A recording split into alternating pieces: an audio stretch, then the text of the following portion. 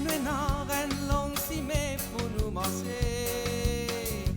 Tipa tipa, nous continuons, nous pour avancer. Traverse montagne, persécution, marécage, douleur et souffrance. Tipa tipa, nous pour avancer, nous faire confiance. Même si nous portons les bien lourd, nous n'avons pas besoin d'un bijou.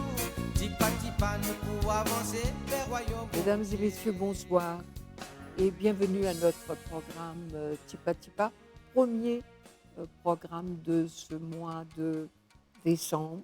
En effet, nous voilà déjà en décembre, un mois plein de promesses, si nous avons l'espérance. On dit que le mois de décembre, c'est le mois des bébés. Est-ce que c'est en rapport avec l'Avent, puisque vous savez que les chrétiens observent pendant les dimanches qui célèbrent Noël, les dimanches qui précèdent Noël, la célébration de la naissance du Christ. Nous ne le saurons jamais. Pourquoi ce dicton?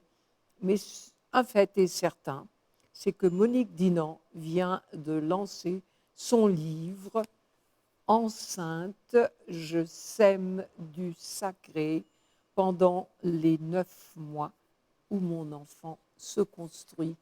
Monique, bonsoir et bienvenue à ce programme où vous êtes toujours une invitée très connue, très aimée du public comme de Tipa Tipa.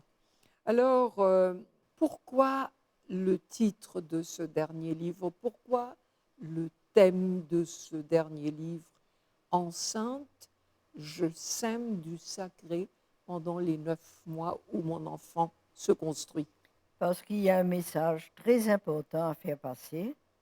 Nous avons besoin de plus en plus d'enfants dans l'île Maurice, même si les conditions actuelles font un peu peur aux couples d'avoir des enfants. Mais une fois que le bébé s'est annoncé, c'est une bonne nouvelle. Et il faut que les parents sachent être très positifs pendant tous ces 9 mois de grossesse et que dans toutes nos religions, nous avons des textes qui doivent être connus et qui doivent être récités pour que la grossesse se passe au mieux et qu'au lieu de ne penser qu'aux achats à faire, où on va accoucher, des choses comme cela, on rentre vraiment on cause avec ce bébé qui est en train de se construire, on connaît toutes les étapes et on sait que ce bébé, après quelques mois, nous entend, réagit. Et si nous sommes calmes et positifs, le bébé, lui aussi, sera un enfant qui sera bien stable. Donc, le message, c'est semons du sacré. Prenons le temps de mettre Dieu, ce soit le Dieu des musulmans, des chrétiens, des hindous, des Bahaïs ou aussi des autres religions. Prenons le temps de le mettre, parfois de prier pour cet enfant, de causer avec cet enfant. Et à ce moment-là, la grossesse se passera mieux et on sera plus détendu au moment de l'accouchement. On ne pensera pas qu'aux douleurs qui arrivent ou aux dépenses que cela entraîne, mais on se dira aussi que c'est une porte ouverte vers la grande aventure d'une vie qui commence. Peut-être que je dois préciser une chose, il n'y a pas que la maman qui attend l'enfant, il y a aussi le papa. C'est lui qui, les hommes ne sont peut-être pas conscients à quel point leur place est importante dans la transmission de la vie.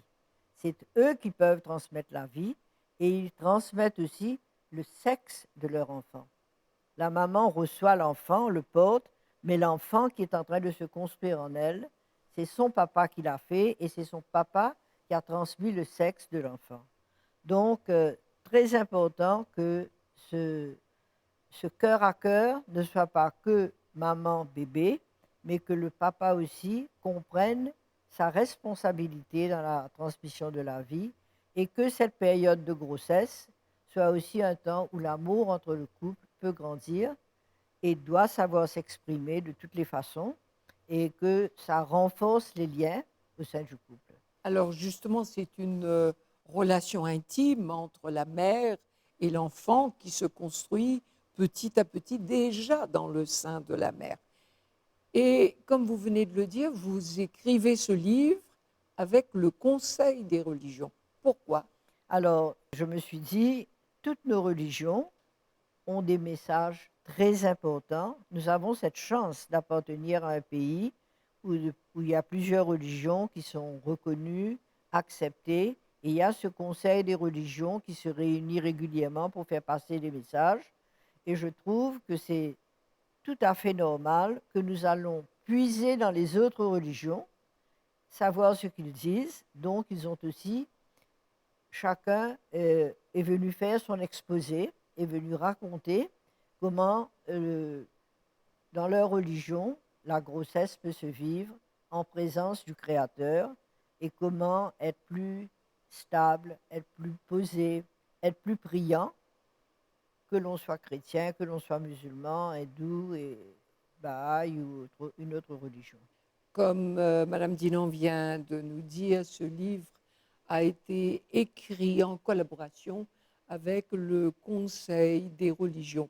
Nous écoutons le mot d'introduction du président du Conseil, le père Philippe Goupil. Alors permettez-moi très brièvement de vous rappeler un peu l'historique du Conseil des religions parce que nous avons une longue histoire et nous avons semé nous aussi de la bonne parole pendant plusieurs années. Mais personne ne sait peut-être très bien comment ce Conseil des religions a commencé. C'était dans les années 94. Dans les années 94, il y avait de grands bouleversements dans la société mauricienne à cause du travail des femmes, avec l'industrialisation, le travail des femmes dans les usines et dans le tourisme. Les horaires de travail empêchaient le fonctionnement normal de la famille. C'était comme un déséquilibre, un dysfonctionnement. Alors le gouvernement a fait appel, le ministère spécialement de la famille, a fait appel aux religions pour voir comment réfléchir ensemble et apporter notre contribution afin d'aider les familles à se rééquilibrer. Et voici que 21 plus 9, 30 ans plus tard, nous nous trouvons devant un autre problème de société, c'est la diminution des naissances. Nous savons qu'autrefois, avant la campagne de planification des naissances, il y avait une moyenne de 5 à 6 enfants par couple à Maurice, et maintenant nous sommes à 1,3, ce qui fait que, allons dire, le mot reproduction n'est pas bon, mais la population va subir un recul très sérieux. Les aînés n'auront plus de pension parce que les jeunes ne pourront plus travailler pour payer les pensions des aînés. Alors, je suis très content que le Conseil des religions continue son travail dans ce sens-là. C'est-à-dire, nous sommes là pour réfléchir aux problèmes de société. Une société est en constante mutation, notre société est en constante mutation. Et nous avons des problèmes sociaux, nous avons des problèmes familiaux, nous avons des problèmes de travail. Et c'est là où les religions peuvent s'entraider à travers leurs textes sacrés pour donner comme une impulsion, un dynamisme nouveau à la société mauricienne. Bien sûr, nous n'avons pas la réponse à tous les problèmes. Et ce travail a été magnifique parce que toutes les religions ont apporté leur contribution à ce livre à travers le texte sacré. Et là, je me permets brièvement de vous dire qu'à l'Université de Maurice, nous avons notre cours de formation à l'interreligieux et nous mettons beaucoup l'accent sur l'intertextualité. Et toutes les religions ont des livres sacrés. Alors, nous sommes là pour essayer d'approfondir les messages des livres sacrés dans leur originalité pour pouvoir dialoguer en profondeur sur le contenu de notre croyance. Alors, merci Monique de nous donner l'occasion de participer à ce très beau livre, ce très beau parcours, et surtout que nos textes sacrés, qui sont merveilleusement publiés ici, nous aident à comprendre et à prendre conscience à quel point les 9 mois de grossesse sont des mois sacrés. La préface de ce livre a été écrite par Monseigneur Yann Ernest, qui, comme vous le savez, est attaché à Rome en tant que directeur du centre anglican. Monseigneur Ernest dit ceci: nous avons, en tant que citoyens de notre jeune République, le privilège d'avoir une responsabilité envers le monde dans lequel nous évoluons. L'auteur nous invite donc à prendre conscience de la totalité des valeurs morales qui sont inhérentes à la société multireligieuse et interculturelle à laquelle nous appartenons. Nous écoutons maintenant les différents témoignages des représentants des autres religions. Tout d'abord, nous allons entendre Madame Gianmoti Touria Gunness. Être enceinte, avoir un bébé, le mettre au monde pendant 9 mois. Et pour faire, ça veut dire, comme on dit, pour faire quoi? C'est-à-dire, et laissez-moi vous dire en créole, pour faire lui devenir un bon citoyen de demain. C'est-à-dire, c'est la grâce, c'est la travail, la maman et les papas, c'est tous les parents. Bon, d'après les Védas, quand une madame tombe enceinte, c'est-à-dire que pendant ces 9 mois-là, elle a tout un travail, tout ce destiné qui peut être créé dans le ventre de la maman. Et encore, nous pouvons dire que l'enfant n'est pas venu toute seule comme ça. Nous avons combien de mamans au monde, combien de madame au monde qui peut envie d'être enfantée, mais c'est difficile. Parce que là, comment nous dire qu'il y a beaucoup de femmes qui sont stériles aussi. D'accord. Mais la grâce de Dieu qui vient d'en haut, c'est vraiment, vraiment, vraiment le miracle, d'après les Védas. Okay. Et pendant les 9 mois, sa bébé-là, dans le ventre de la maman, il peut être fortifié mentalement et physiquement aussi. Et après les 9 mois, quand il peut venir au monde, sa maman-là, qui a besoin de faire pendant ces 9 mois-là, c'est-à-dire les besoins de la joie, les besoins de la sainteté, les besoins d'être une femme qui peut être contente pour capable mettre sa bébé-là au monde. Et aussi travail pour que sa bébé-là devienne un bon citoyen de demain. Mais nous disons qu'il est dommage, la plupart des jeunes aujourd'hui, et que les parents finissent faillir de la responsabilité. Aujourd'hui, nous trouvons peut-être des adolescents qui vraiment trouvent la difficulté aujourd'hui. Et comme Monique dit, nous vient expliquer qu'il y a beaucoup de mamans de moins de 18 ans. Vous êtes encore, vous même connaître que ça veut dire être maman. D'accord? Mais il y a toute une formation qui peut être donnée. Mais seulement, la prévention aussi est beaucoup utile. Et moi, à mon avis, je pense que vraiment, la société, comme on disait, que la Conseil des religions, y compris le gouvernement, y compris les sociétés religieuses qui nous là, vous pensez que nous devons faire beaucoup plus de prévention là-dessus. Parce que, chers amis, nous pensons qu'aujourd'hui, quand nous trouvons, nous, surtout à Maurice, quand nous avons beaucoup de mères prématurées, nous ne pouvons pas dire 14 ans, 15 ans, 16 ans, 17 ans, je peux finir enfanter, tandis que je peux tout encore un enfant.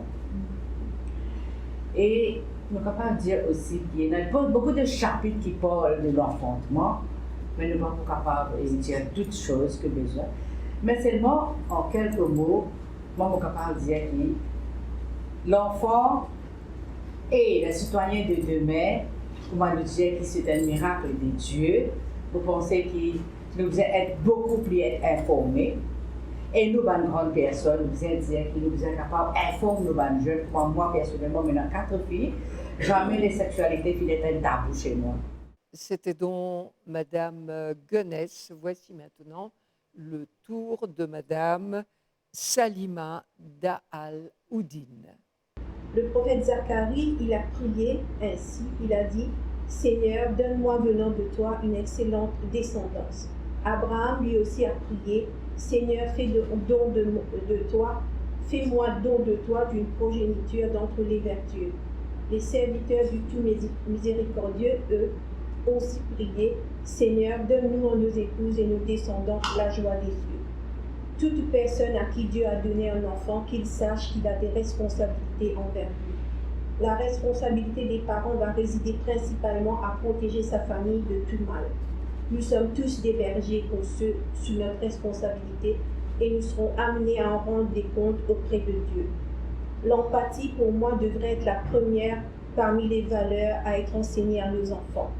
Les parents ne font pas suffisamment assez pour leur montrer comment avoir de la compassion pour ceux autour de nous qui sont malades, qui sont en difficulté et qui ont parfois du chagrin. Il incombe à nous tous de responsabiliser nos enfants en leur donnant le bon exemple venant de nous-mêmes. Nous devons être constants dans cette éducation.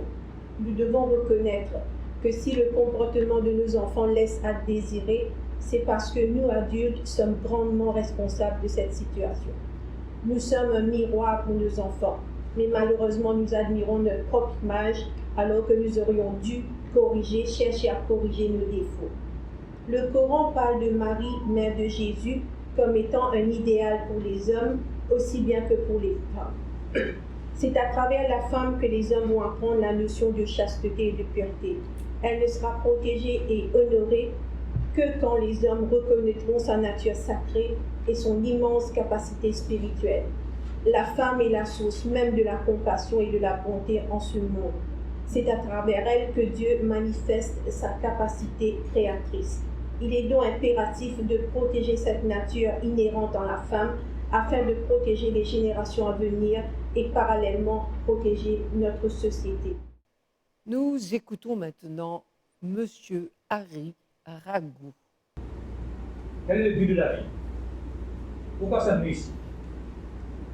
Dès qu'on prend naissance dans cette vie terrestre, première obligation, première mission à en dire, c'est de connaître Dieu. J'atteste dans cet instant mon impuissance et ton pouvoir, comme nous sommes petits. Nous essayons de comprendre la réalité. Et ma pauvreté est ta richesse devant ce Dieu créateur. Il n'est pas d'autre Dieu que toi, le secours l'absolu. Maintenant, venons au mariage. Le mariage a été toujours considéré comme une création divine, comme un cadeau de Dieu. C'est ce Dieu qu'on doit reconnaître ici, dans cette existence terrestre. Donc, c'est une institution éternelle. Et Baha'u'llah, le prophète messager de la Baha'i, nous dit que le mariage est comme une forteresse du bien-être. Donc, le mariage a été recommandé. Et lors du mariage Baha'i, si avant il y a deux conjoints dans ce mariage, deux jeunes, il n'y a qu'un verset à réciter, le mariage. Il faut le dire que dans le mariage, dans un Baha'i, il n'y a pas de pasteur, il n'y a pas de clergé au fait. Donc les deux jeunes vont prononcer ce mariage que j'ai mis ici en rouge, là, le verset du mariage Baha'i. Et ils vont prononcer chacun, en vérité, nous nous conformons tous à la volonté de Dieu. Donc si on veut venir avec le contenu maintenant du livre, de Mme Monique Dinan, enceinte la grossesse. L'enseignement Baha'i nous dit que l'embryon et l'âme s'associent dès la conception. Donc si on peut dire un être humain a comme si trois phases de développement. Il y a cette phase de la grossesse, quand l'âme vient s'associer avec l'embryon, et puis il y a cette existence terrestre, là, quand nous sommes dans ce moment-ci, s'adapter à se développer. Bien sûr, on va grandir enfant, adolescent, adulte, physique. Et puis l'âme également doit pouvoir être plongée dans les textes sacrés pour pouvoir mettre les valeurs spirituelles. Quand on vient petit enfant maintenant, regardez ces enfants. Regardez ces petits. C'est comme de petites plantes. Petites. Donc on doit les nourrir, ces petits. Donc là, il y a une petite prière de protection pour les enfants. Il dit que mon Dieu, guide-moi, protège-moi, illumine la lampe de mon cœur et fais de moi une étoile brillante. Je le crois. Donc le rôle des parents, le devoir des parents, c'est primordial dans le développement du bébé. Et ici, j'ai mis une autre prière encore sur le devoir des parents. Et quand cette petite plante, on doit prendre beaucoup de précautions, beaucoup de soins, pour pouvoir le faire grandir. Donc cette prière nous dit, oh Dieu, éduque ces enfants. Ce sont les plantes de ton verger, les rôles de ta prairie, les fleurs de ton jardin. Que ta pluie les arrose. Que le soleil des réalités brille sur eux de ton amour. Que ta brise les rafraîchisse. Afin qu'ils soient bien éduqués, grandissent, se développent et apparaissent dans tout l'éclat de leur vie. Est-ce que vous pourriez maintenant nous présenter Sœur Cécile qui a été présente lors du lancement de votre livre? Alors, sœur Cécile, c'est mon amie d'enfance. Nous nous sommes connus, nous étions cheftaines de Louveteaux ensemble, quand nous étions en forme 6, qu'on a commencé à faire un peu du scoutisme. Puis, Cécile est devenue religieuse. Et nous avons tous les deux le même âge, et notre amitié s'est agrandie, s'est enrichie. Grâce à elle, je suis allée un jour du côté de Hong Kong, et nous sommes allés lui rendre visite parce qu'elle était religieuse réparatrice à Maurice, puis elle est partie et dans une congrégation qui était missionnaire et où elle enseignait le français dans des universités pour ceux qui devaient aller enseigner après le français en Chine et enseigner surtout la foi chrétienne. Elle n'était pas qu'un professeur de français, elle était un professeur qui enseignait, qui voulait transmettre la foi à ceux qui voulaient l'accueillir. Ben, Cécile, à chaque fois qu'elle vient au pays, on se rencontre toujours avec beaucoup de plaisir. Et quand j'ai écrit mon livre sur Marie-Reine de la Paix en français, et qu'on m'a demandé que le livre soit écrit en anglais, c'est elle qui l'a traduit. Et comme elle était au pays au moment où j'ai lancé le livre, je lui ai dit, Cécile, ben viens et présente-toi et fais-toi connaître, parce que tu es toujours à 100% mauricienne, même si tu vis maintenant à Chicago. Alors, la première image, c'est le cycle de la vie, le samsara, et qui correspond à 4 nobles vérités du bouddhisme, à savoir, je souffre d'un mal qui s'appelle souffrance. 2. Quelle est l'origine de cette souffrance? 3. Comment peut-on guérir de cette souffrance? 4. Je me libère de cette souffrance. Tout commence par une envie de création. L'image que l'on voit représente la terre accouchant de l'ego. Donc il y a une souffrance. Conception. Quelle est l'origine de cette souffrance? La dualité est représentée par la femme et l'homme, et c'est à partir de cette dualité que la conception du monde peut exister. Sans cette dualité, rien n'existe. Comment peut-on guérir de cette souffrance? Mon esprit prend conscience de cette souffrance et s'engage à se libérer. Là c'est le plus important. Image de la souffrance, je me libère de cette souffrance. Ma naissance n'a ni de début, ni de fin, mais juste un cycle qui se répète jusqu'à mon éveil. Je vais répéter parce que je pense que c'est là l'importance, la naissance. Donc, ma naissance n'a ni de début, ni de fin. La naissance est un cycle et qui se répète, donc la réincarnation, jusqu'à mon éveil. Pour finir, il dit, M. Fabien dit, il suffit de comprendre et d'aborder les 4 nobles vérités pour comprendre le sens du noble cycle de la vie. Donc je vous laisse avec cette remarque. J'espère que M. Fabien Leroux pourrait vous accueillir dans son centre un jour. Et pour terminer notre programme avec les extraits du lancement, nous laissons le mot de la fin au Père Philippe Goupil. Aujourd'hui, Monique, tu nous donnes l'occasion vraiment d'une communion entre les religions. Quand je vois Madame parler de Marie, parler du prophète Zacharie, quand je vois une religieuse catholique parler du bouddhisme, quand je vois la foi Baha'i s'exprimer à travers des formules qui nous rejoignent aussi, à travers l'hindouisme, eh bien, c'est comme une espèce de grande joie, de plénitude. Et pour notre pays, c'est comme une lumière, c'est comme un phare dans l'obscurité. Alors je vois que nos amis de la MBC sont là. Eh bien, vous savez, bien souvent on entend des mauvaises nouvelles un peu partout dans le monde. Mais je vois bien pouvoir peut-être à travers la MBC, à travers Forum, à travers d'autres émissions, essayer d'ouvrir ce partage sur l'attente de l'enfant à toute la population et créer comme un nouveau souffle.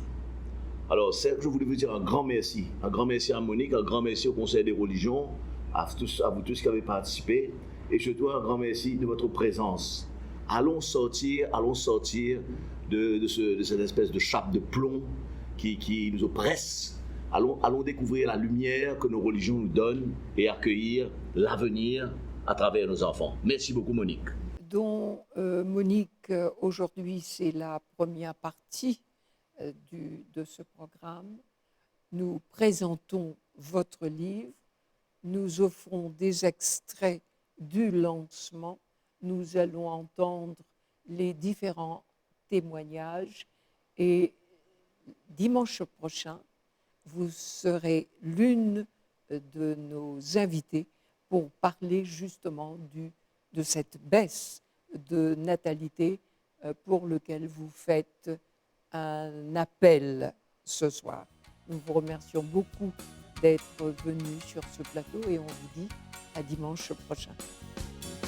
Livrez-nous une longue cimée pour nous manger. Tipa tipa nous continuons, nous pour avancer. Traverse montagne, persécution, marécage, douleur et souffrance. Tipa tipa nous pour avancer, nous faire confiance. Même si nous portons bien lourd, nous n'avons pas besoin d'un bisou. Tipa tipa nous pour avancer vers royaume bon.